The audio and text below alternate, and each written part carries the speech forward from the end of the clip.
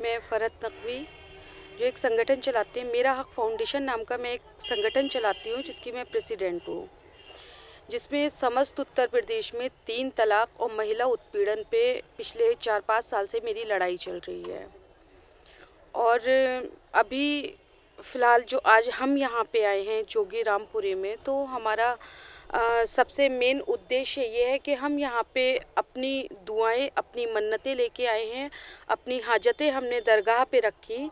और अपने कौम की सभी बहनों से मेरी एक गुजारिश है कि किसी भी मुद्दे पे, किसी भी मामले में अपने हक़ की लड़ाई आगे बढ़ के लड़ें। आज का वक्त वो नहीं रह गया है कि औरत खामोश रहे और सिर्फ औरत को वहाँ तक बना दें कि औरत सिर्फ एक घर गृहस्थी के यूज़ करने की चीज़ है, ऐसा कुछ नहीं है। ठीक है, जहाँ पे नाहक की बात आती है तो जुल्म, एक कुरान ने भी गलत साबित किया है कि जुल्म सहना गलत है, गुनाह है।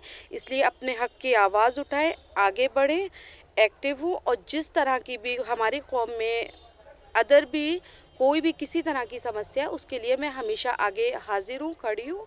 मैं मेहनत के बल पे काम कर रही हूँ। मुझे मतलब मैं आश्वासन इस चीज़ का दे रही हूँ कि मैं अपनी जानिब से पूरी कोशिश करूँगी कि मैं अपनी कौम के लिए कुछ कर पाऊँ।